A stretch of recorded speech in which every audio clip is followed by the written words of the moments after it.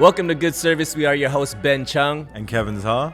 Each week we'll be breaking bread and having real, raw, and vulnerable talks about life, faith, and everything in between, and always over a fire meal. Thanks for joining our table today. Let's eat. Folks, welcome back to Good Service Podcast. We are your hosts, Ben and Kevin. And we are very excited for today's very, very special guest. We got rapper, we got professional food stacker. Mm-hmm. We got, you might recognize him from Fun with Dumb podcast. We have Rick Lee, aka Lyricks, aka Bob Ross in the pod. Yes. Thanks for having me. Thanks for coming through, bro. You guys are ruining all future podcasts. You know for what? Me because Kevin went crazy today. Yeah. If a podcast isn't that bulgogi for me, we're keeping it 45 minutes and less. That's what we're doing. That's real spit. Well, okay, Kev, what are we having today, man? All right, we're gonna jump into the food extra fast today for our guests. We have Kbop. Thank you, Sarah and family, for this amazing meal. We got different types of variation of bowls.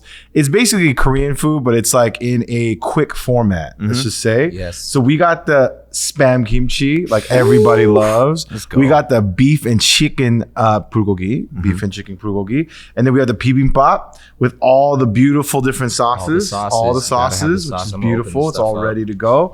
And then we got that Korean fried chicken, and we have a special little fusion bulgogi on top of fries. It's like junkyard fries, bro. It's so good. Dude, that's like carne asada fries, but like next with level. bulgogi. Yeah, Korean Kbop fries. Yes. Oh my Shout out Kbop Monrovia. We love you. Thank you so much for feeding us Thank today. you guys. 감사합니다. All right. So we could just start grabbing onto our bowls, man. Yeah. You can just start grabbing it, mixing I'm it down up. to even share family style. Yeah. I'm just gonna start going to it. Oh yes. Yes, please. I'll go for these fries though. You know, one thing I respect about Kbop is like when you order these bowls, they give kimchi in these joints, right? Oh, this is offensive. I mean, like this size, not even two. The fact that they brought the big boy out, like, you know what I mean? This is crucial, bro. I mean, feel free to go crazy, Rick. I mean, this is your playground, man.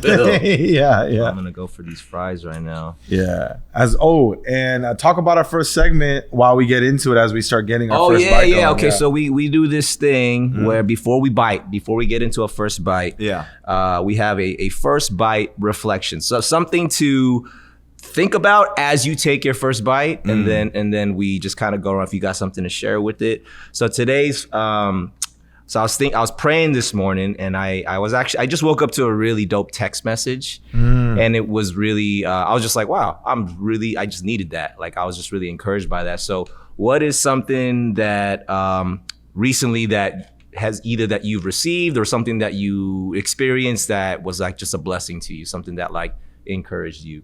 So hold that thought. We're gonna take our first bite and we're gonna get into it. I'm gonna go for the fries. Ooh, that's sweet chili. Here we go. Wow.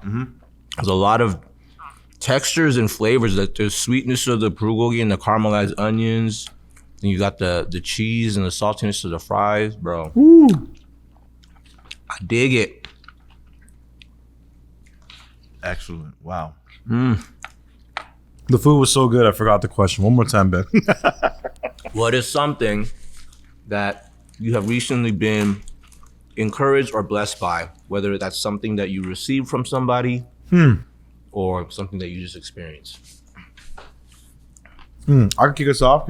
Yeah, go for it. So as I eat this delicious piece of chicken, again, Kbop, thank you. I've been really grateful for like the communities in my life lately. There's been a lot of change. Some of it was on purpose, some of it wasn't. But the communities that I have been like, I just feel like really spoiled. Like I got a lot of good support around me, whether it's the new church that I'm at, Church of Southland, shout out, and these Monday night Bible studies as well. It's been just, I realized like I've situated myself in this season, not even on purpose, where I can't get through a week without being bothered by God. Because I've surrounded myself with people that keep me straight.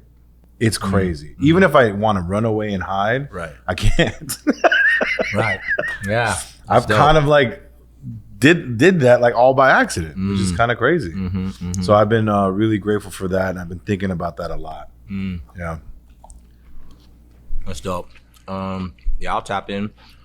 I woke up to a really dope text message today from a friend that, it's like, it's one thing when someone just like, oh, I'm praying for you. That's like, oh, I mean, not that that's not cool this time, but like when they say very specific things and like, she literally like wrote out a list of things of like qualities that she appreciates about me. Wow. And I was like, wow. Unprompted? Just like, unprompted. Wow. And just like, that was the text today. So I was like, wow, dude, I needed that. And so that actually just put me in a posture of just like, wow, God, I didn't even know that I needed that. But thank you. Thank you for good friends. And thank you for things like that, for people just to kind of like pop in your, you pop in their head and they respond to it, So, that'll definitely boost the day. Yeah, I was really, really blessed by that.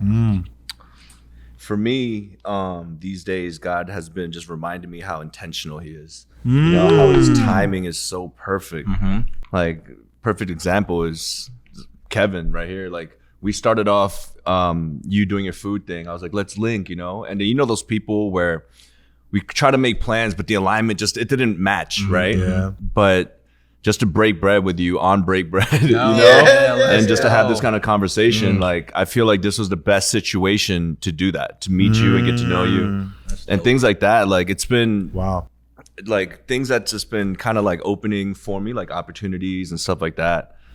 I thought it was like, at first I was like, is it too late? Those whispers of just like, it's too late, the discouraging stuff. But then slowly you realize it was all God's timing. You know what I mean? So like, the blessing's crazy. That's dope. Yeah. Yeah, timing. I feel like I've been really, God's timing has been such a big like thought in my head, because I feel like sometimes, most often we get impatient with God's timing, right? Because we're just like, yo, God, why is it taking so long for this to pass? Or why isn't this happening for me yet? Yep. And I think this is like probably the third time I shared this on the podcast, but that's just the season that I'm in. I'm in this season of like waiting. I'm like, God, what's taking so long?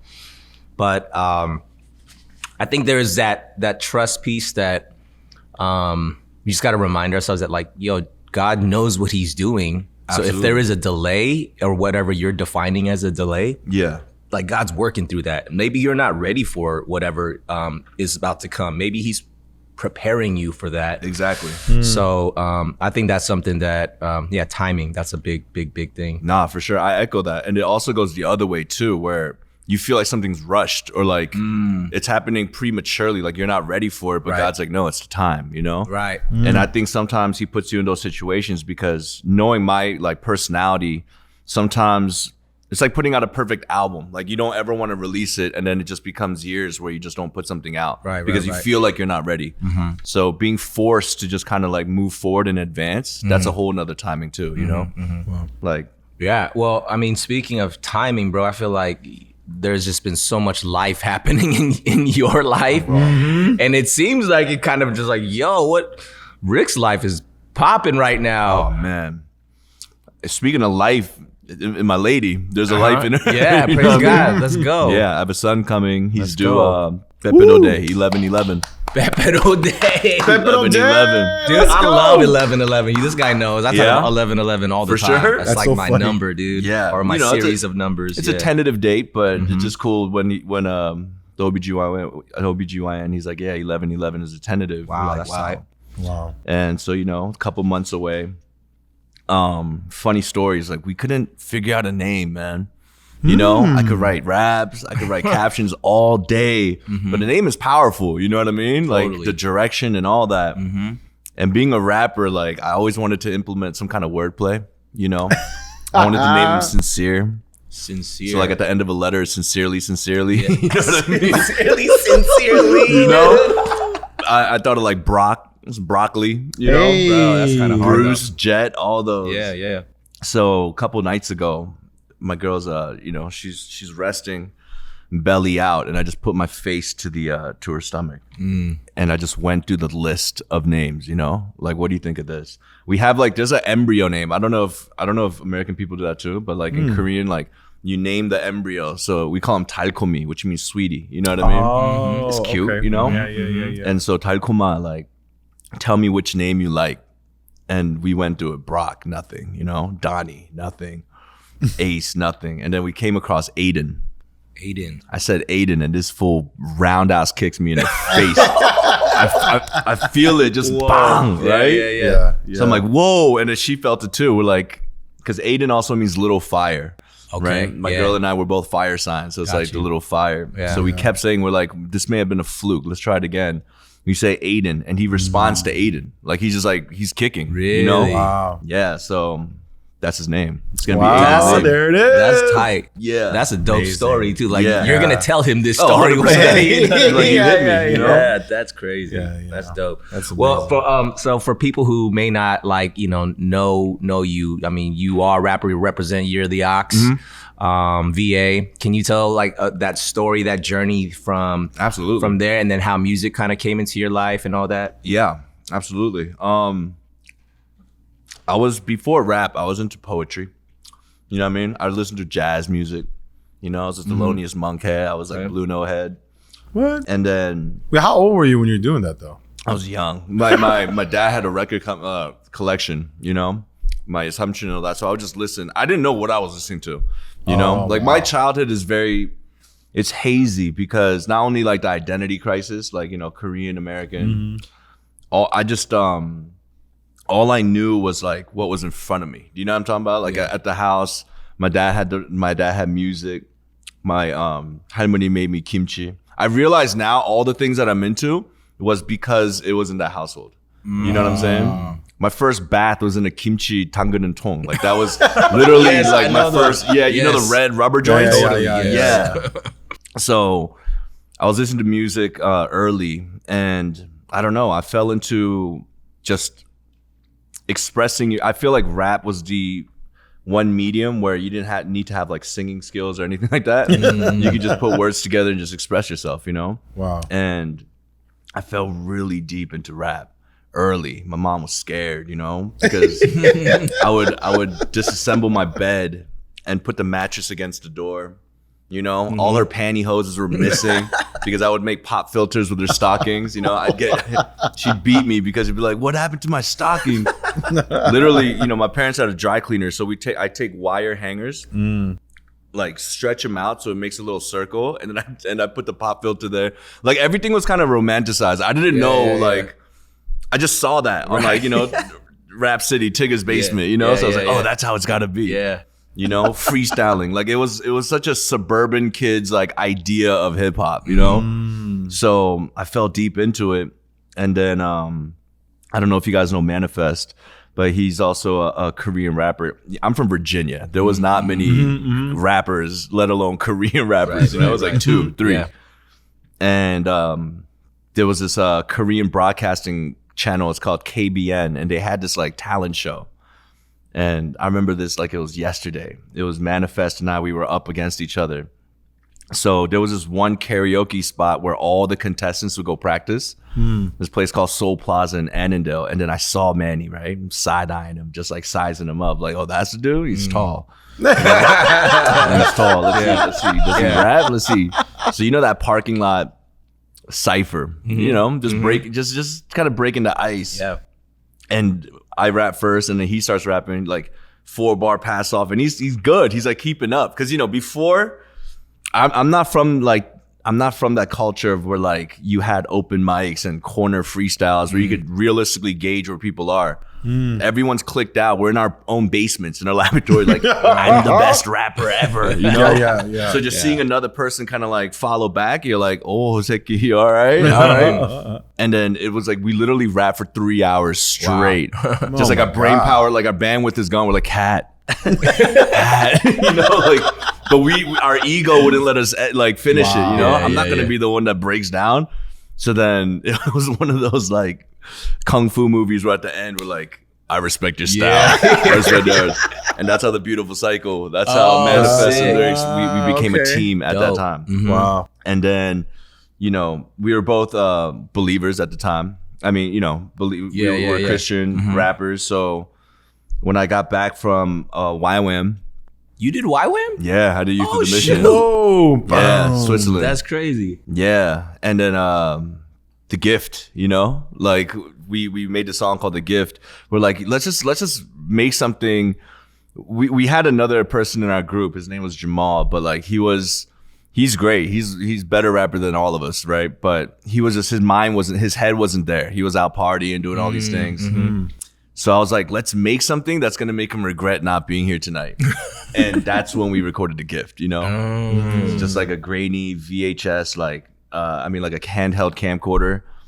And yeah, we uploaded it. And then that's kind of how the ball started rolling. Like I think as a rapper or any musician, any artist from Virginia, once you start getting like encouraging comments, right? Or like the energy gets reciprocated, you're like, oh, rest is history. Yeah. So we just went full-fledged. And yeah, we started with Beautiful Cycle. JL at the time was going to the same college as Manny, and JL's, you know, my partner right now near the Hawks. So yeah, man, it's just like a very wholesome Virginia, like trying to break the anonymity. You know what I mean? Like our parents wanted us to go a certain direction. We're like, nah, that rebellious. Yeah. But yeah, we just pushed on, and then I moved to New York, moved to Cali. Just I've been jumping around, you know. I have a crazy story. Deacon, Daniel Kim. Yeah. It's like a full circle. God's timing's crazy. I was actually signed to Daniel Kim back in the day. And right now I'm known as like Bob Ross, who stacks, right? Right. His record company was called Stack Records back then. Yeah. It was called Stack Records. Oh, that's why he has Stack Station. Stack Station. Yeah. Oh. That's why tight. I had this line. That's crazy. I'm learning. I used to record raps for Stack Records. Now I record my raps to break Stack Records. You know what I mean? What? Bro, it's just nuts. Dog. Daniel Kim, yo, I gotta shout out Deacon real quick. Yeah. He's been like, he had such foresight, and we butted heads so much back in the day because, you know, he could be annoying too. Let's be real. Deacon, his passion sometimes gets translated to fanaticism. You know what I mean? I saw like the Vegas trip, or his voice is all gone because he's so excited all the time. It's like, yo, Deacon, chill out, bro. Yeah. You know, but he's just so forward thinking. You know? Yes. He put me on Drake like 10 years ago. Like he knew about the melodic raps coming in. And at that time, I was such a hard-headed, like boom bap, like classic hip hop guy. Right. So when Deacon was like, nah, man, I want you to go on this like melodic C minor, you know, just like ding dong dang stuff. Yeah. I was like, nah, bro, I need that DJ Premier Lord finesse. And that's where, but then in hindsight, it's just kind of like, oh, you know, Injung. He knew what he was talking about, you know? Yeah. And with the Stack Records, I had to shout him out because I want to make Stack merch. You know what I mean? So let me use that. Yeah, let me use that. Dude, that's crazy, man. That's so funny. Yeah. You know, so I and this is legit, man. Like, because as I see the Bob Ross stuff, but like I knew you through You're the Ox, right? And I was like, because I found you guys on Spotify. It was when jet lag. I was like, yo, what is this? Yeah. You know what I mean? Yeah. I was like, this is freaking fire. And then like I just started following you guys, and like I feel like, and I'm not just saying this because you're here. I genuinely feel this. Like there is something that you have, this ability to put words together in such a way, and yeah, call it lyricism, call it poetry, whatever it is. I feel, and you know, I'd love to hear what your thoughts on this is, but like I feel like, man, God gave you that. Like God gave you this ability to be a wordsmith. And as I'm watching you go to work right now, I know this is like the funniest thing, bro. Like I'm like listening to this like genuine like observation he's making about Rick. And Rick is he's about to go stack crazy right now. That's good. But before you get to that, Yeah. like where did that come from? Because I could be like, because bro, there was a once upon a time where I was like, bro, I'm gonna be a rapper too, bro. Right, you know what I mean? So like I started to try to freestyle, write raps. I'm like, it's just not coming together. Right. You know what I mean? And some people just have it, Yeah. and some people just don't. You know what I mean? Like, where did you feel like you just was like, boom, I got this gift and I could do this? All right. So again, like I said, starting off with the jazz influence, right? Jazz about like the sustain pedal. It's about the slur. It's about the flow. It's about the smoothness of it. I didn't want to be that rapper who like changes his voice when he raps and talks different. You know, my thing was try to sound as accurately as yourself, enunciate as much as you can. Like that's like to break the flow, to break my like style down, you know? Yeah. But skill set wise, I give a lot of credit from just coming from Virginia, you know, just a stagnant, that place is like, you know, it's such a academic based, like corporate spot. So like if you're an artist, people look down on you. You know, people are just like, when are you gonna get your head right? You know, like when are you gonna snap out of it? When is this? You know, and coming from that, there was like this sense of you wanted to prove everyone wrong. You know, and also there's a naiveness coming from a spot that doesn't have a hip hop culture because you train different. You know, it's like in Naruto, like Rock Lee. You know the ankle weights. Yeah, it's like I thought those. Rhapsody verses, those were freestyles. I didn't know those were writtens and you prep it. I thought those were just coming off the dome. So in my mind, I'm like, oh, I need to get to that level. You know, so me and my boys, we would drive around and literally use street signs and restaurant names to freestyle, just training. Yeah. You know, and getting to that point, how do I say it? Like, just hardcore training, honestly. Hardcore training without, it was a lot of time wasted. It was a lot of time wasted, you know? Or was it? Because I mean, No, look I at know, where you're at. But you know what I mean? It was I literally get you. freestyles. Sure. Kids now, they're recording and making millions of dollars. But we're over here in a Toyota Corolla like, I'm Jibak. We're just freestyling our asses off. But I love it, man. Definitely. And also coming from the church background as well, my parents always wanted me to be like a speaker, a pastor, something like that. So I believed in like the spirit of authority. You know, I've been going to shows all my life, and even if a rapper is like offbeat and he's kind of whack, if he like exudes its sense of like I belong on the stage, it somehow transforms that performance into like ill. Like, you know what I mean? Like it's like the drunken master, or like it's so confident, and there's such a air of certainty. Like you can't do nothing but respect it. You know? So when I was doing like the church music, I started off making like Christian music and church music. Like there was a different air of authority. I wasn't rapping about like showing off the skills or talking about girls and materialistic things. It was like I was trying to talk about social situations. Like my first song I've ever had was Gloria. And the song Gloria, it was about how like strict parents, they were so strict that they suffocated their daughter to the point where when she went to college, she wowed out. You know what I mean? And it was like things that we see. Like, you know, there's these things called like kepbangs, or like, you know, just like Korean get-togethers where the parents are just gossiping about their kids, you know? And it's like, how about the Ivy Leagues are talking about all that. But then I see like their kids, and this is when I'm young, and I see how unhappy they are. I see like how artificial these smiles are and all these things. And I'm like, I want to talk about it. I was really like neurotic in that way. I was like, I don't want to rap about, I want to talk about conscious stuff. You know what I mean? I want to talk about the problems of being a Korean American, the duality, the plights. And at a young age, like I sacrificed being like the cool, like Bushikan guy to like, oh yeah, he's a thinker, bro. You know? And that's why my name's Lyricks too, you know? Because I'm like, no, I need content. What's the message? You know? And yeah, man. So like just starting off like that, I felt like that sense of authority was there. The hardcore training with the freestyles and just kind of like, and also Virginia, strong critics. We're all haters, you know? We're all haters. Like I perform in Virginia and my boys are there. Instead of like looking for the good parts, they're just waiting for me to slip. You know, they're waiting. They're on the sidelines like, okay, you got it. And you know, like having that kind of like counsel, you have to be on point. You know what I'm saying? So like, yeah, I think the mixture of all that, and I appreciate that, man, that you think. No, it's legit. It's legit. And I've thought that, like, I mean, it's not even, people say like, yo, Lyricks is actually one of the best lyricists that I know. Man. And it's not even like for an Asian dude. You know what I'm saying? It's just like, no, this dude just puts it down. That's the best. I think my whole career, I was trying to get rid of that preface, man.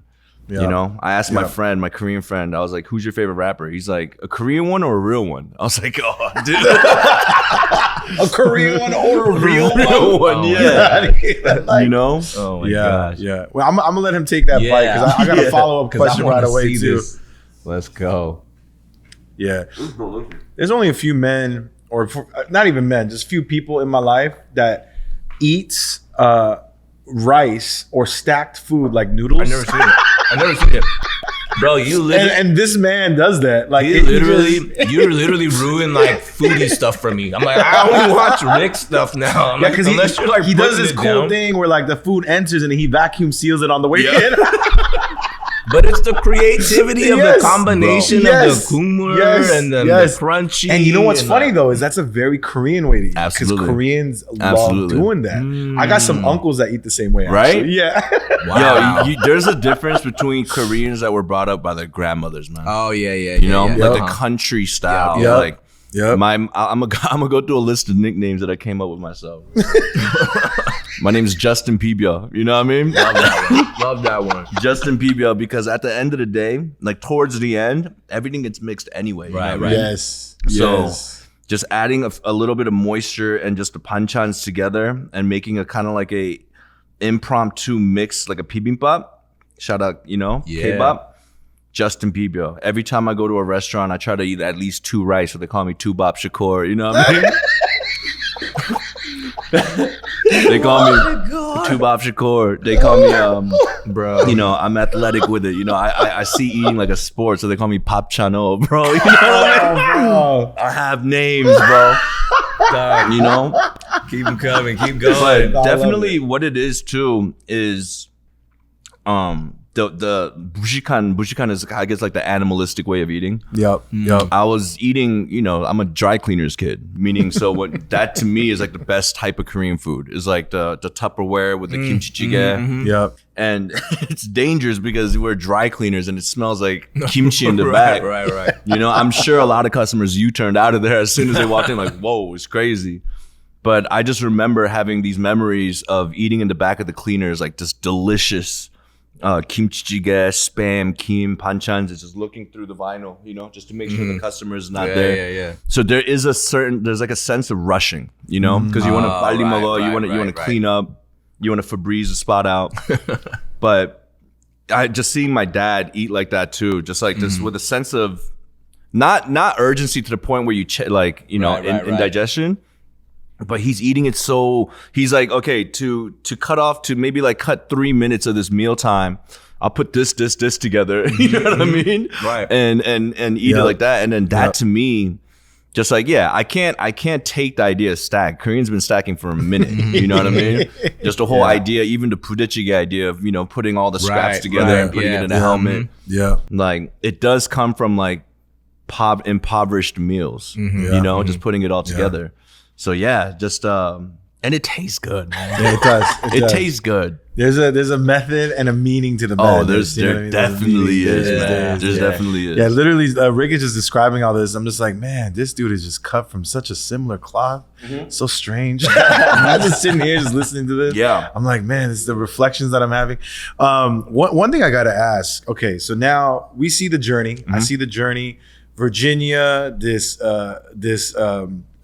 rap journey to New York to LA. Yeah. Now that you're in all of this, and then YWAM in between somewhere in there. Yeah. And God coming down, going, "Hey, you my son," right? That's stamped on you now. Like that's part of your life, your DNA. Absolutely. And knowing, and this is just speaking for myself, knowing that I know what it's like to be in industry. Yeah. And how difficult that is. Absolutely. So I would love to know, like, the things of the past, like, I'm sure, like, I could just imagine the struggle, but like, where are you today with with what all the exposure you get to. And don't get me wrong, I have a ton of homies that don't know God, but I love them, man. Right. And I'm gonna pray for them every day. Like I want them to also be God's son, and like, you know what I mean? I want them to know that, you know? So I have all of that, but at the same time, you know, there's this balance and this fight that's internal, and it's external. Right. So you must feel it when you came to LA. I felt that's honestly that Venn diagram of a life, you know what I mean? The believer, the secular. I've been struggling with that all my life, you know? Before, so to break it down clearly, like I found a sense of security and comfort early. Like, okay, the first chapter was I found security and comfort from living in the shadows and having people not know what's going on. Do you know what I mean? Yeah. Like applying spiritual cosmetics, trying to become holier than thou. While you know I'm smoking, I'm doing these things, but like I don't show that part because I feel like once I got back from YWAM or any retreat, you know how you're like on fire for God for like a week and a half. You know what I mean? You come back like, Mom, don't do the dishes. I got it. You know what I mean? Like you folding the socks different. You know what I mean? And then naturally, what happens is you kind of fall off and you backslide. And even that word backslide to me was so there's trauma in that because if I was just a non-public figure that wasn't rapping about God and you know I honestly believe that when you put Jesus on a track, like there is a target on your head spiritually because the enemy wants to break you down. You know what I mean? He wants you to think everyone is judging you and watching you. It's kind of like when you're high in public, like in school back in the day with weed. It's you feel like people's looking at you, but they're really not. You know, you're just in your head. But so I also attended like this Korean church where they were so focused on the adult congregation that they were like, oh, the kids don't have anything. Rich, you went to YWAM. Why don't you preach? So I was like an unauthorized chondosanim, you know what I mean? Wow. So I'm over there, I'm doing my thing, living my teenage life. But then on Saturday nights, I come home at like 2 a.m, still blazed. And then I need to kind of like put on this face on Sunday to teach these kids. Wow. So like there has been a lot of performative church memories that I have, you know, not only that, just even in the adult congregation, like, you know, our parents fight, you know, my dad was a drinker back in the day. Sometimes it gets physical and you could see like, you know, I remember they're cool now. I love them to death. And I say this with love, you know, but I know there are Korean families where the wife is applying foundation, hiding marks so they could be on the welcome committee the next day smiling, you know? And then when I see that, I'm like, oh, this is all theatrics. This is all acting, you know? But because I went through that and now I'm at a point where the more honest you are, the more transparent you are, that's true comfort.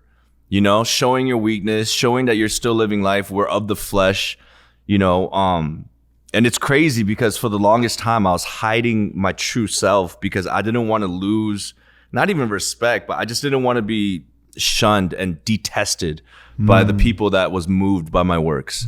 You know, it's like, when I saw a praise leader and he took me to this holy place during worship, I'm like, oh my gosh, this is incredible. You know that chord, man. You know that last day retreat chord, right? And then I see him at a bar and he's smoking a cigarette. That moment of disillusionment, instead of me thinking, oh, he's a human, like, you know, he's just a young, you know, he's living. Right. When you're younger and you don't know, you hate that person. Right. You know what I mean? You're like, you tricked me, man. Like, you know, like, how dare you? And because I had that moment to myself of judgment, I was so afraid that someone would think of that with me. Do you know what I'm saying? When I'm over here as Lyricks, I'm performing for churches and community services, stuff like that. So I hid a lot. Instead of even working on it, I worked on the dual. I worked on, like, you know, putting on the costume and not. But as you get older, you get exhausted. You can't put that front all the time. No. So I remember God just clearly saying to me, it's just like, Rick, this is gonna suck, but you're gonna have to be honest and be refined by fire. This like fear that you have of people like knowing who you really are. Either you're going to continue acting like something you're not and you're going to just pay for it later, or just go through this brief moment of humiliation, pain, judgment, and then you'll be free after that. Yeah. You know? And it was weird because for the longest time, I was still hiding my hand. I didn't want to do that. But the moment I came out, that's what Bad Rap did for me, the documentary. Because Bad Rap talks about my faith, my struggles. It literally talks about me rapping Gift, and then the next scene is me rolling a fat joint. It's just like, yo, believe in God. You know? My mom and dad didn't even know I smoked like that. Thank you guys so much. Friggin' Tribeca Film Festival, all my church members are like, what the heck? I'm over here like, Chuya. You know what I'm saying? But it was just like again, that was God's timing. It was just like, he was like, oh, Rick, you're not going to say it? All right, well, I'll do a nationwide. I'll put it on Netflix for you. Don't worry about it. Yeah. You know, and do that though, there was like this freeing moment where now these people that I was so worried about judging me, as they get older, they know what I'm talking about. So now they're hitting me up with messages like, dude, thanks for like at least trying. Like, you know what I mean? Thanks for at least trying. Like, 힘들었죠? That was hard, right? And it was just the true supporters of Lyricks and like the ones that know my heart, they really see the beauty in it. They see what I was trying to do. Right. And now it's beautiful. So like, you know, I'll still mess around with my boys and, you know, we'll have fun. We'll wild out. But the ones that know me in my heart, they understand where I'm coming from. They don't see it as two-faced. They don't see it as like, they see it as just like, oh, he's being honest with himself. You know what I mean? Yeah. And I think that's the best ministry, dude. Right. Like, I think that's the most effective ministry. Instead of being like so clean cut, it's the ones that are just like, hey, this is how it is. Sometimes you slip, you know, Monday through Wednesday, you could be on fire for God. Thursday, you could be lustful as hell, you know what I mean? And this is the truth, you know? This is fact, so yeah. Hey guys, thank you so much for listening to this episode so far. Just to keep it real, it takes time, energy, and resources to produce this pod. If you feel led to, you can support us by donating on Cash App at Good Service Podcast. Any amount, large or small, is truly appreciated. Thank you guys so much. We love y'all. Back to the episode.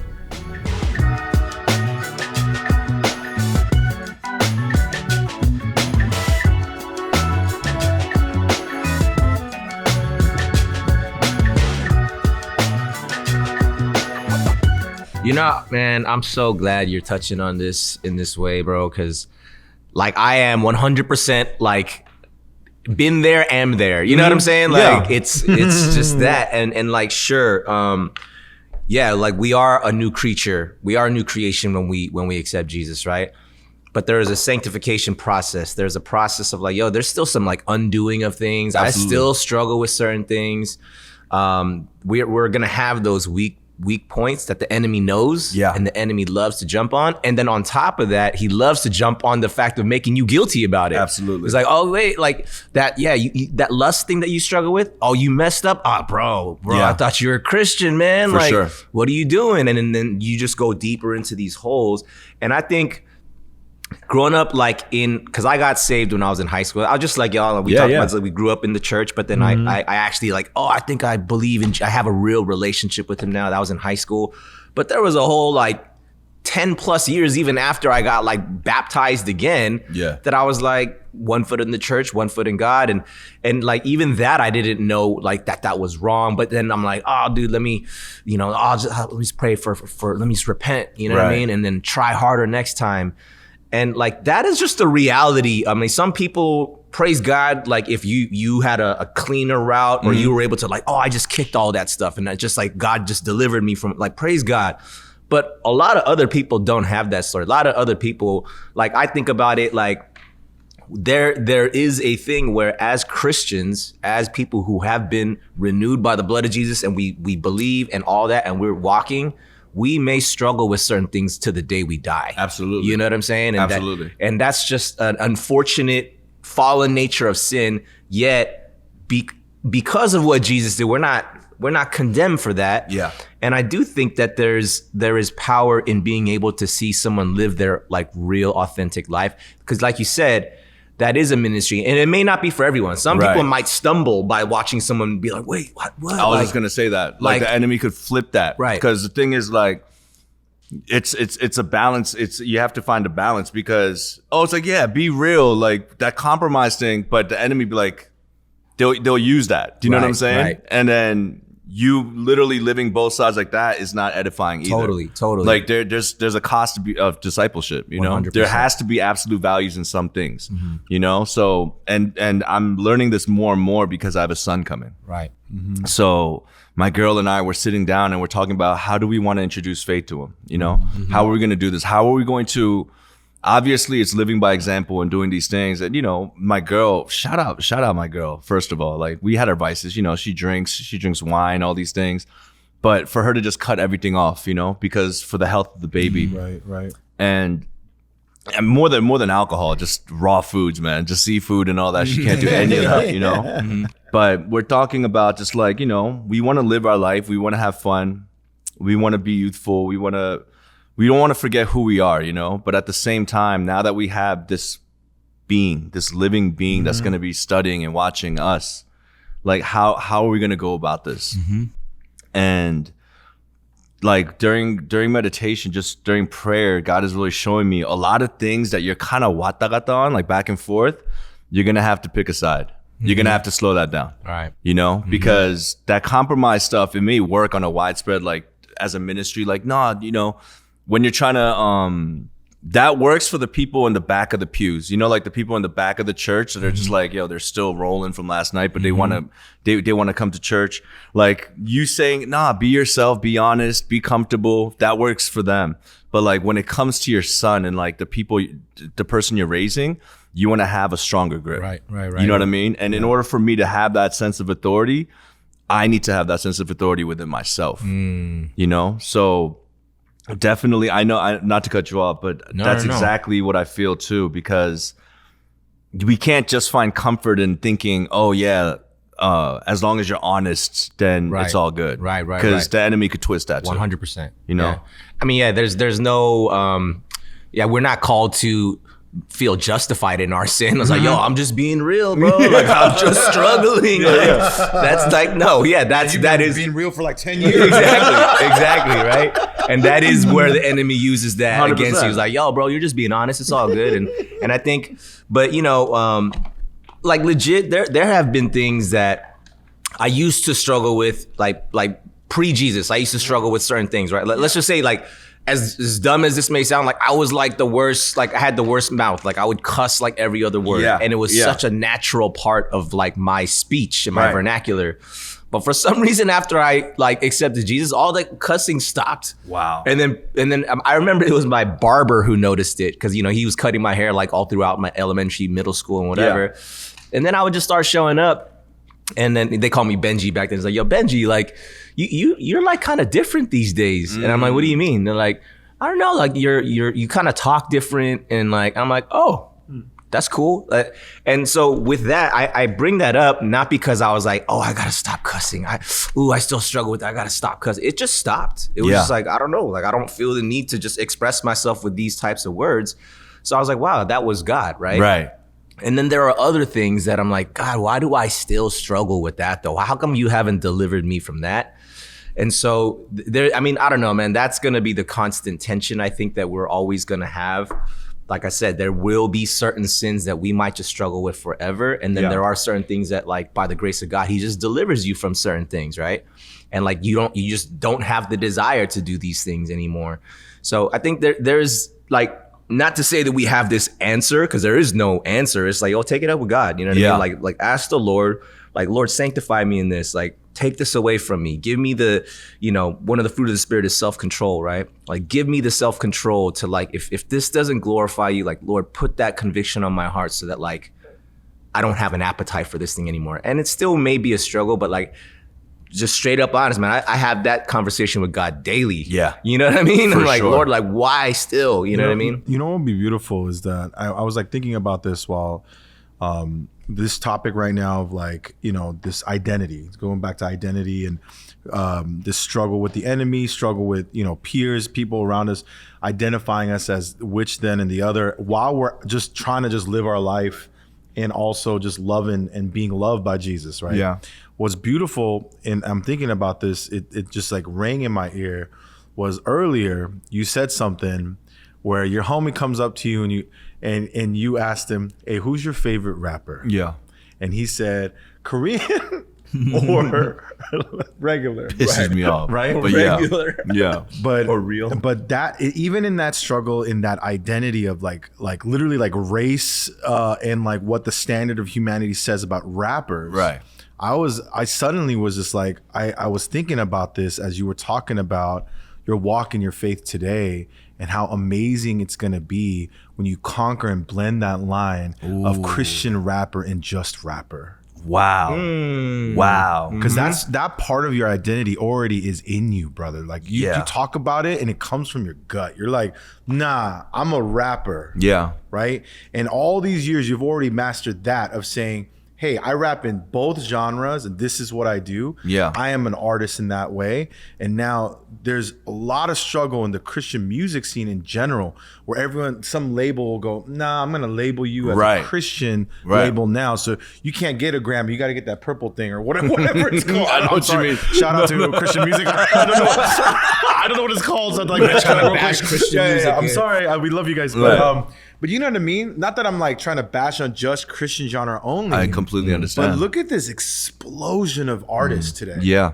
Yeah. And look at the reception. Yeah.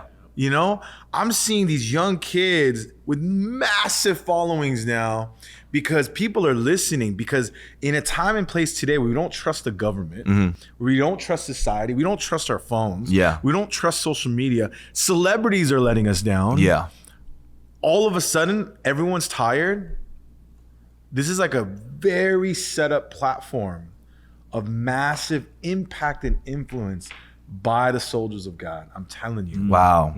And when I meet people like you, Rick, I get excited. Yeah. When I meet people like Ben, I get excited because I see this immense gift that God has just placed in your arms. Yeah. And it's in the free will of that gift is how far you want to go with it. Because he wants to put you on the biggest stages. You just have to let him. For sure. And I'm starting to like, I get all like, ugh. Yeah. And I felt that when he said that, I was like, I know why he feels this way and where he's at today, because God's timing. Yes. Wow. Ooh, you brought it back. I'll throw my bibimbap back up right now, man. He's reverse stacking, guys. No, exactly.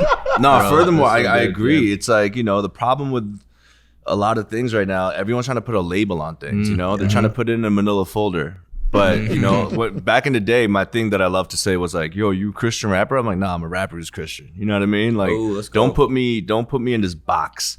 And you're absolutely right. Like, people are listening to the content, just like what we're saying, before the label. You know what I mean? Like that's the beauty of like social. That's the good thing about social media and about like podcasting and stuff like this, because the title of the podcast or kind of like the gift wrap of the podcast could be one thing, right? But during the hour of conversation, you realize, oh, it's not as black and white as I thought. You know, it is deeper than it is. Right.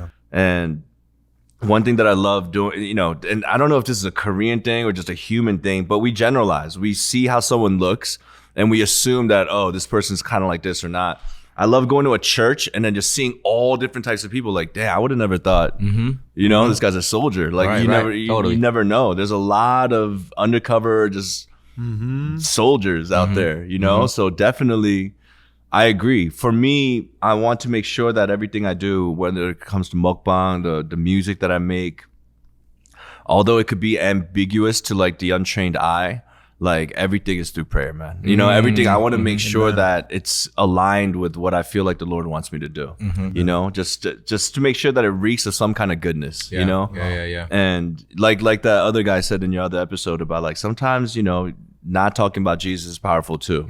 You know, and that doesn't mean you're not. You know what I'm saying? That doesn't mean that you're not introducing the Spirit in that situation.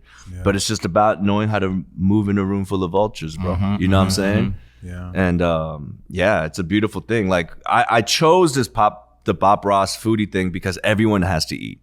You know what I mean? Everyone has to eat. I do it multiple times a day. It's there's a certain joy that comes from feeding yourself and eating good things and experiencing good things. But it's weird because, and no way am I saying I want to preach to my mukbangs. That would be crazy. That'd be crazy. That'd be kind of sick, You though. know? They might not even know because he's doing Yeah, it. I mean, you guys are doing it actually. I realize you guys are doing it. But even just like a blip, like, you know, I'll start off a video like this, you know, just to catch the end of a prayer, and that's not fake. I'm not like, all right, record. Yeah, right. Yeah. You know, Hey, I thought that was like that little. was very well placed. Oh, sorry. No, you're good. Yeah, like little things like that is just if it's not to if it's not to like preach to the viewer, it's to other soldiers out there like, oh, okay, cool, like. You know, there's just like, oh, I'm not alone. Like, you know, we're in this together. Yeah. Amazing. And yeah, man. Just one last thing. I always thought that when I was making music for the Lord, like it was for the fans, right? But very recently, well, not recently, a couple years back, I realized the ministry is actually for the people that I work with in the studio. Oh, You know, okay. because Yeah. the ones that listen to the music and stuff like that, that's great. They get that momentary buzz or like that feel. They come back, they leave. But the ones that are behind the stage with you, the ones that's in the lab with you, the one that you break bread with, like outside the performance, like you have such an opportunity to show them like the goodness of God. Do you know what I mean? So when it comes to like anything that I do with like ministry, I try to make sure that I've been so the other way where I wanted to appear good to everyone out there. And then I was like, I would drop that like with the closest ones, you know what I mean? Right, yeah. I'd be like, that was a good show, right? That was great, right? And then, you know, like I'm confusing the ones around me, but there was like this unspoken truth, just like, oh, well, that's just how it is, you know? But then kind of making it a little bit more accountable, that bringing that discomfort in just to remind them that the true ministry is within your inner circle. Like that was a paradigm shift for me. Wow. You know what I'm saying? So like, Wow, that's so good. yeah. You know what I mean? Like when Jesus had people around him, there was a very intentional thing because he was like, I want you guys to be in my most intimate spaces, so that we can really see how life is done with each other. And he picked a lot of messy people. Oh yeah, you know what I mean? For sure. Picked a lot of messy people, and I feel like the reason why Jesus like had disciples, not because he needed friends.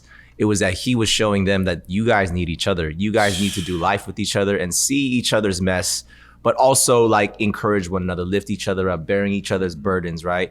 I mean, as you're talking earlier about community, I feel like I actually haven't been in such healthy community maybe ever.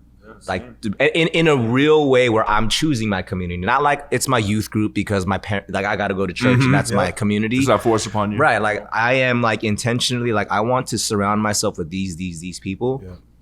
And I'm seeing and like experiencing like, whoa, this is real. Like you guys actually care about me. You know what I mean? Like that person who texted me today is somebody who's in this community, and she's just like, boom. I was like, wow, I needed to hear this or read this today.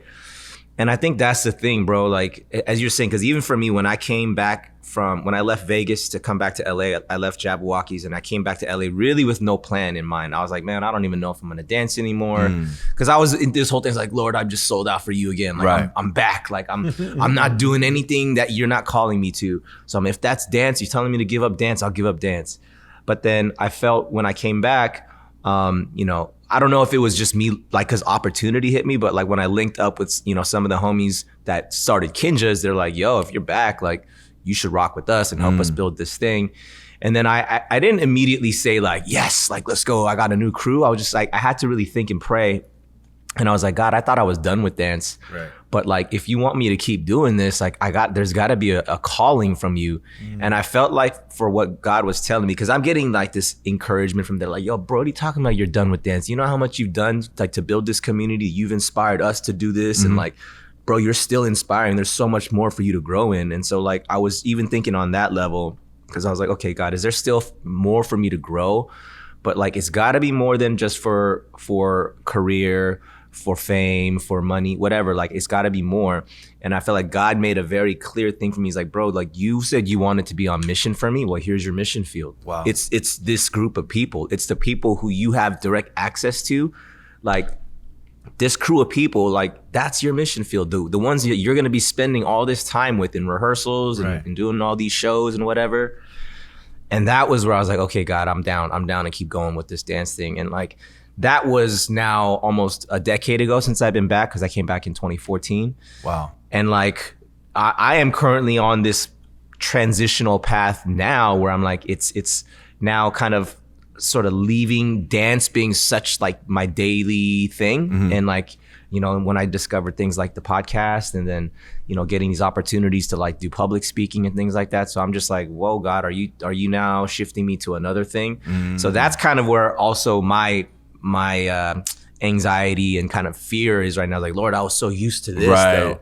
You know what I mean? Like when you're still like, imagine like you've been rapping for X amount and then like God's like, hey, you know, it's time for you to shift from there to something else. You might be like, what? Exactly. Oh, you know what I mean? Leaving your comfort zone. Yeah. So I'm very much there. But like when you said that, like it's the people that you were like backstage with, like those are the ones who you're ministering to, because they're the ones who are watching your day-to-day life, right? For sure. Yeah, that's so good.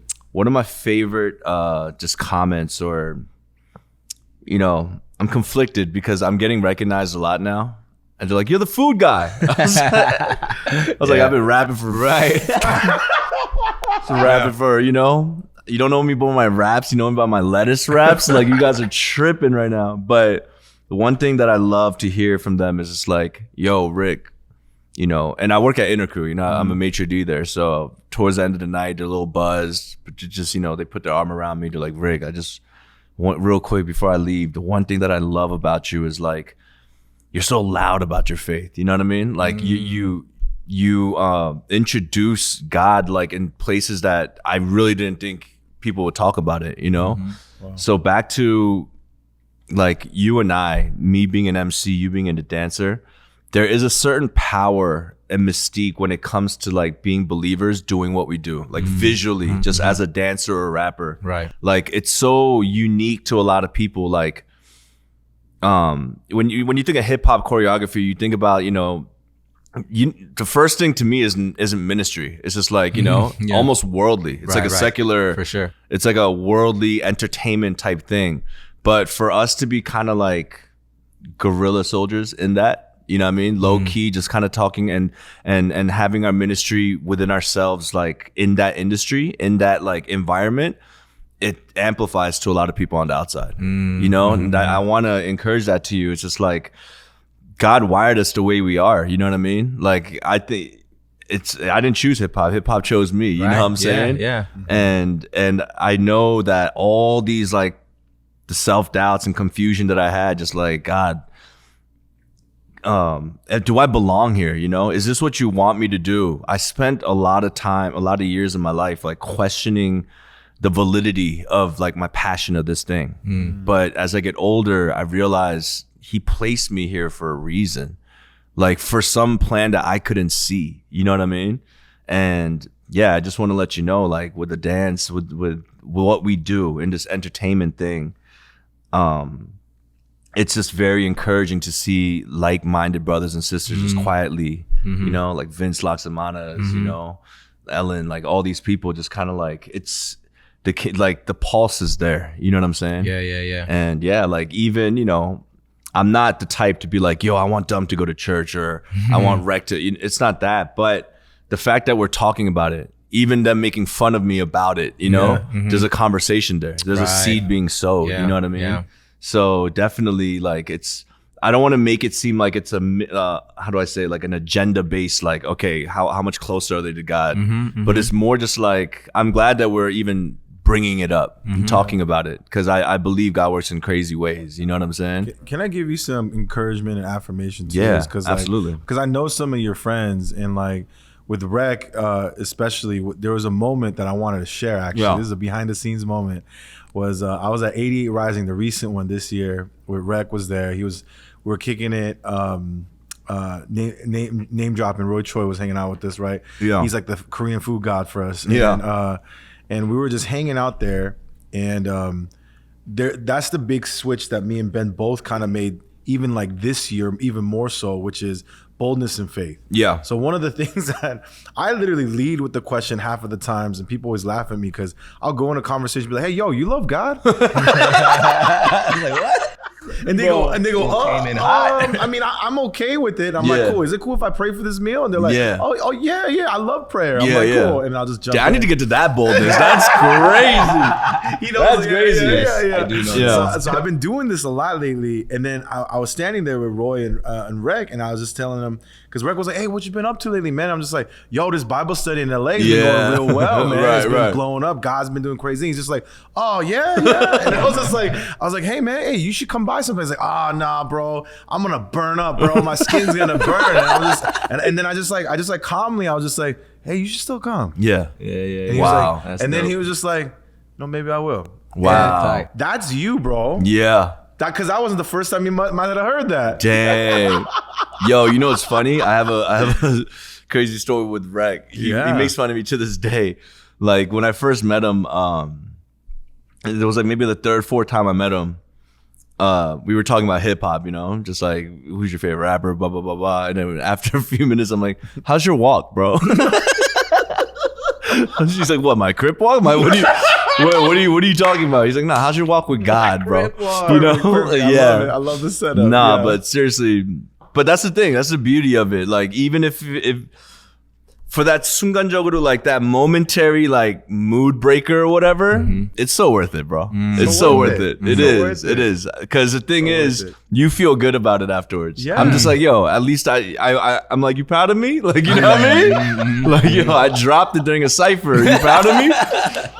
But yeah, because the crazy thing is sometimes when you say that, it's not even to the person you're speaking to. It could be someone in a earshot. 100%. Yes. It's in a earshot, like the ricochet could hit somebody else and be like, dang. Yeah. So yeah, that's because that to me is like so encouraging. Like when I see little things, like me and my girl, we go eat and I see like this couple and they, they just pray before the meal. Just seeing that, it's just it's like that pay it forward effect. Right. You're like, oh man, it just feels good, know? Right. So yeah. No, I love that because, I mean, as you were saying that like God he can use anything and he does things that we just don't even expect. We're like, well, I didn't even know anyone was paying attention to that. And we're like, God used that.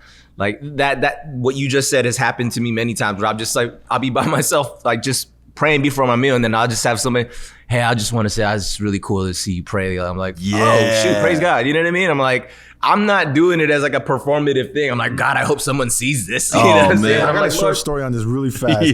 Okay, so Ben and I think Deacon, Daniel, they were all together at a bar somewhere. I wasn't there, but I overheard it from my friend. Oh yeah, Nettles was there. Yeah. So I guess they were like praying for somebody. It just ended up happening that way.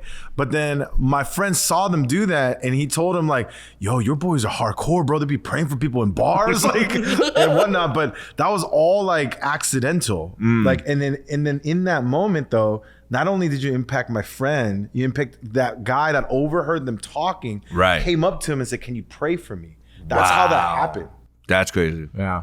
And I'm like, what? We were legit in a bar, like smoking cigars. Yeah. Like, but we're just talking bro, about like the spirit moves. Like we're just literally, we're just like dropping God. Like, but we're talking. We're not like trying to do it. We're literally like, oh, God's been teaching me this, and then this person is like, I'm sorry, like, excuse me, sir. Yeah. But he's just like, no, I just heard you guys like, I just appreciate what you guys are talking about, and then we're like, yo, what's up? You want to have a seat? And then like we just start talking to the dude. You know what I mean? And he starts dumping about his life and all that. But we're just like, wow, God, this is great opportunity for me to just get to know somebody. You know what I mean? Of course, without even needing to be like, okay, here's my time to convert you. You know what I'm saying? It's just like, of course, let's that's sit down, let's have a talk, and and like kind of like what you're saying about just blending that line, right?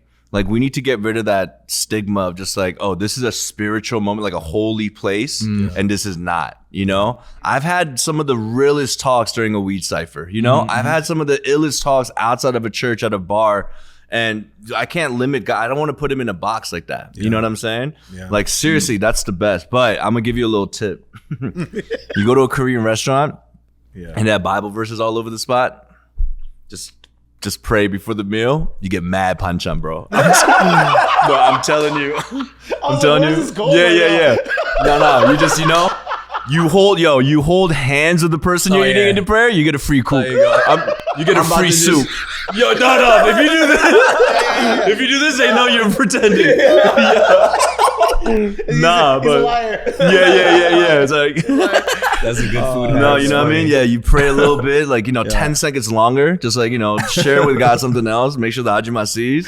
Show up by like, 고기 너무 좋네요. 이거 원래 안 주는데 이거 잡수. I usually don't give you this, but try this, bro. Yeah. I got free fish that way. You know what I mean? Nah, for sure. Funny. That's so funny. Heck yeah. Before we get to some of the last questions we always do this segment, but before that segment, whenever there's a musician of any kind in music of any kind, for me personally, because I'm actually a professional audience member.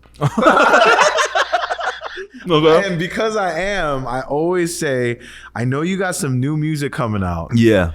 If you're willing, just a couple of bars would be amazing. A couple of bars? Just a little. I always love a sneak peek, bro. Right. I do this every time. This is my favorite thing every time. I just sit back. Yeah, he just sits back because as a performer, he doesn't like to ask. But me, I'm an audience member, bro. No, I hear you. It's just I'm just thinking. This is fresh. So after we did that Sundae video, I don't know if you saw it. That was fire. Yeah. We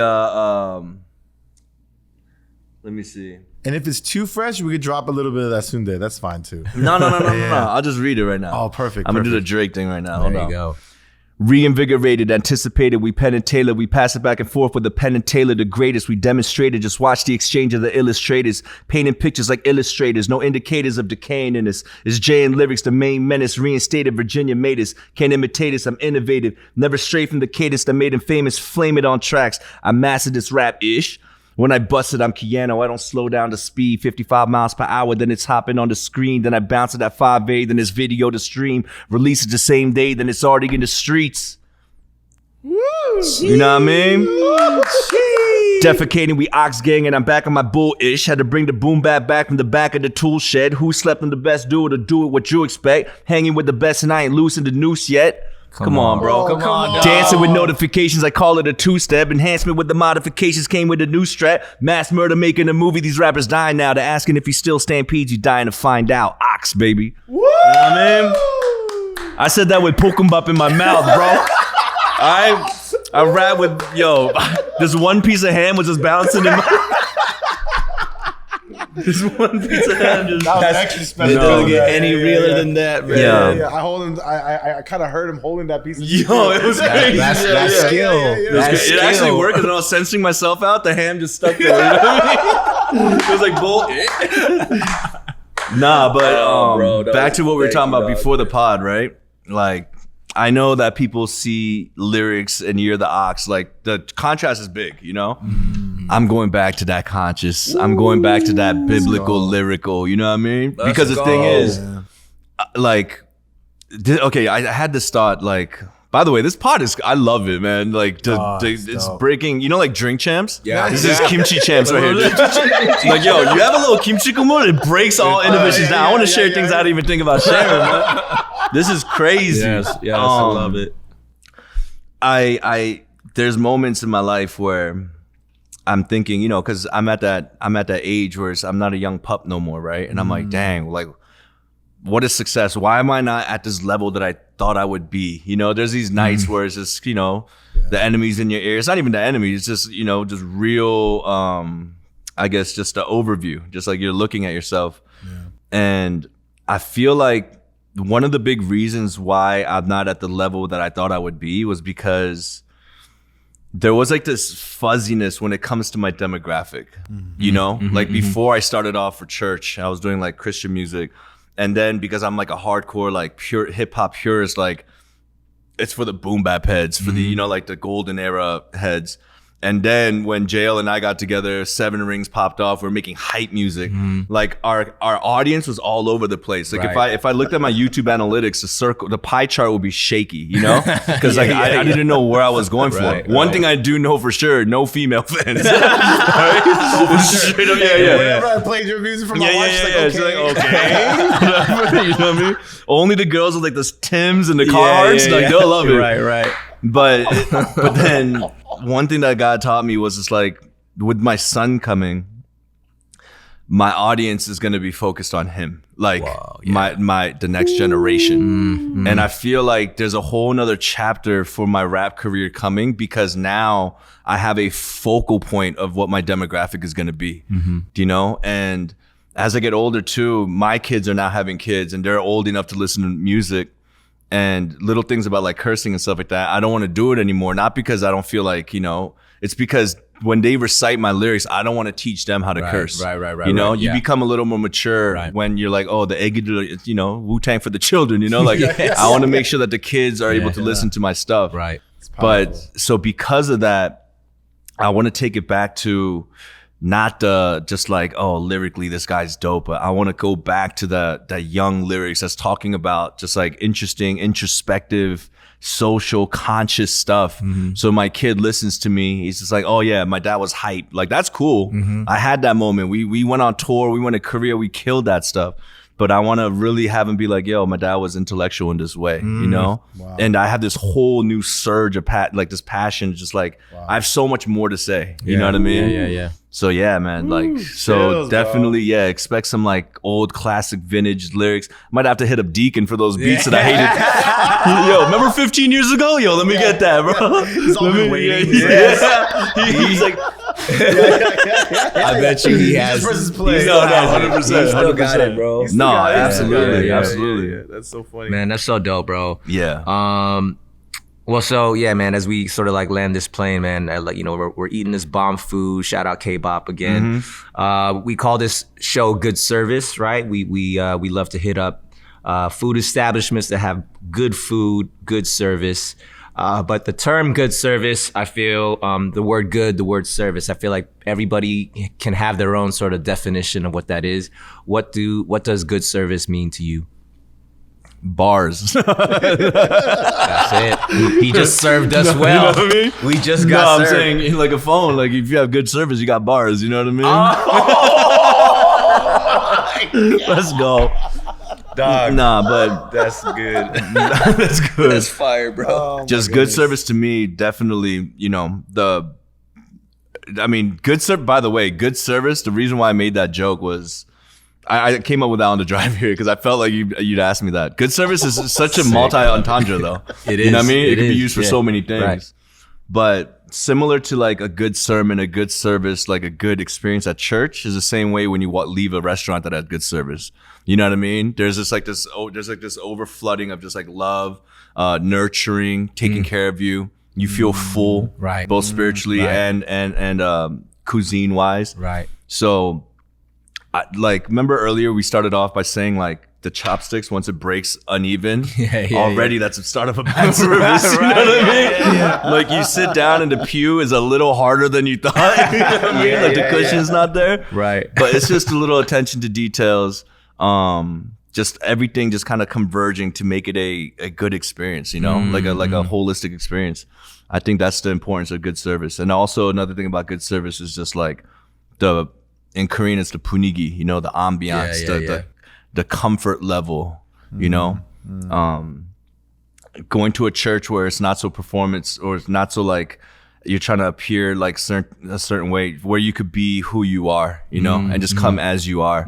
I think that's a huge part of good service. That's you know great. what I mean? That's great. Yeah. Love that, man. Love that. Bro. For sure. Rick, man, we just want to acknowledge you, bro. First of all, thanks for coming out and breaking bread with us and kicking it with us. But bro, I just want to encourage you too, bro. I see you, bro, and like I think this conversation, I don't even know if because we did the Kindred's podcast. That went. I've never really had this kind of sit down with you where we can really connect. For sure. And just hearing like just your journey through.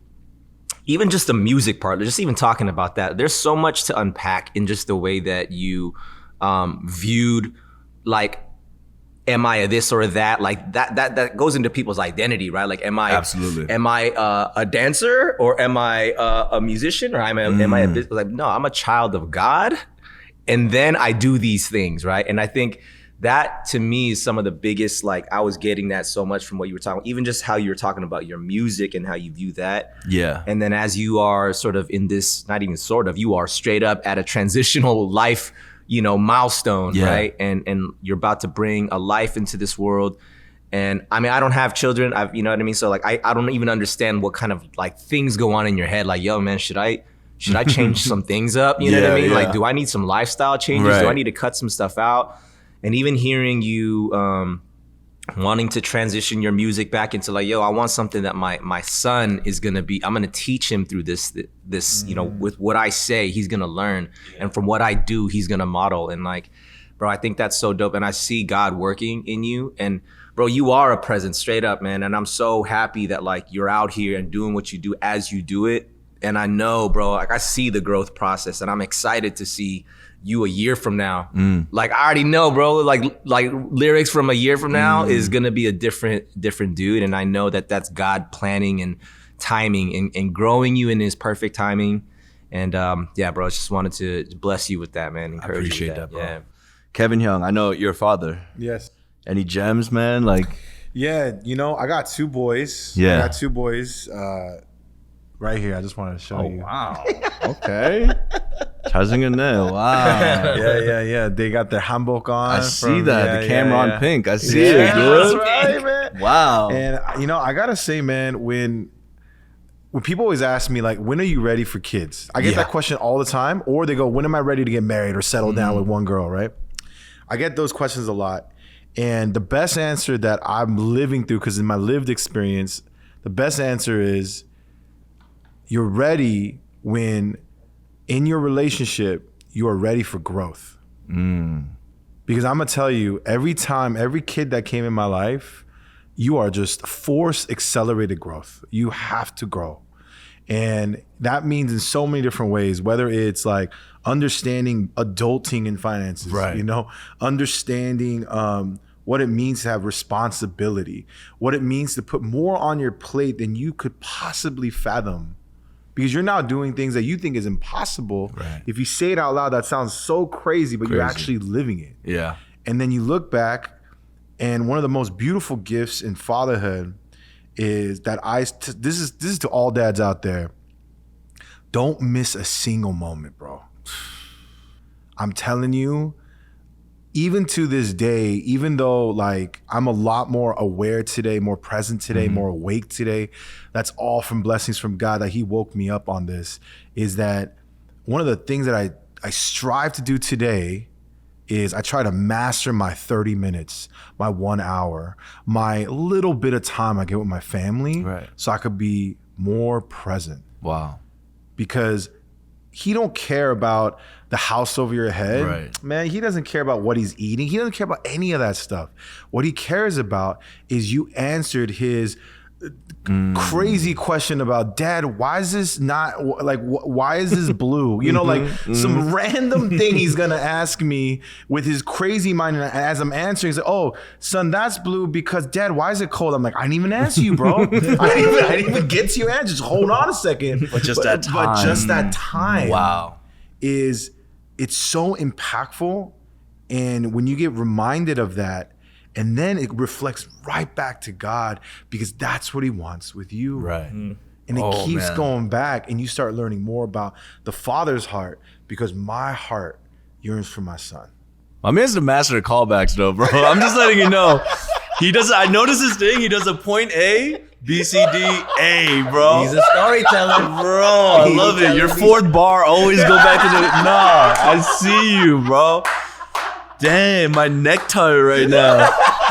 That's crazy. No, you're absolutely right. And thank you for that. That's one thing, like I said, that fuzziness in my demo, like God is really teaching me how to just like be still and focus, you know? I can't wait, man. I can't wait. Next year, I'll have a little young king on my lap, you know? Bro. That'll be sick. That'll be sick. Bro, what's a way that we or the people listening, watching can serve you? First of all, you know, it's just a health for my lady, you know, just making sure she's such a strong, I'm falling in love with just women. I mean, not falling in love with women, sorry. I'm falling in love, ellipsis. Yes. Women are just, shout out to the women, man. The body transformation and what they must be going through. Like, my girl is just such a nice and kind-hearted person in general. But like, you know, the hormones, the cravings, like for her to be going through that, just prayer, a allowing us to be the type of parents that God intended us to be. You know, that the delivery is smooth, and just also because I don't have like a stable income, like, you know, like I'm an artist and I'm trying different things out. Just if you just you know, help, just pray for me about just finances and just kind of like, you know, job opportunities. For sure. Luckily right now with Bob Ross is, you know, taking off with like sponsorship deals and stuff like that, but just, you know, just abundance of that. Yeah, amen. I think will be good. Amen. Yeah. That's what's up, man. And if people want to follow your journey, man, where can they find you? YOX_Rick. That's my Instagram. That's where I do my Bob Ross stuff. I also have a TikTok now, Bob Ross, BAPROSS. And official Yox is our YouTube page, but I'm going to be starting a mukbang page as well. You know, let's go. I want to scale my stuff into like long format stuff. Yeah. But you know, slowly but surely. Yeah. Yeah. That's what's up. Sweet. That's But yeah, what's man. up. Love it. Thank you for the food. That Yeah, was man. Of incredible. course. Thank you, man. Shout out Yeah. Kbop once again. Kbop. I'm telling you, if the next podcast, if they don't have at least 4 dishes with a couple panchans, Yes. yeah, I'm gonna give them Come on, 50% effort. You know what I mean? They don't get none of the bars. No bars. Yeah. Freestyle. I love it, man. Appreciate y'all listening, watching. Make sure you like, subscribe, follow, subscribe to our newsletter. We'll catch you guys on the next one. We out of here. Peace. Thank you for listening to this episode. Make sure you like, follow, and subscribe, and leave us that 5-star rating. Follow us on Instagram and TikTok at Good Service Pod, and on YouTube at Good Service Podcast. And if you'd like to support us, you can donate on Cash App at Good Service Podcast. Thank you. Peace.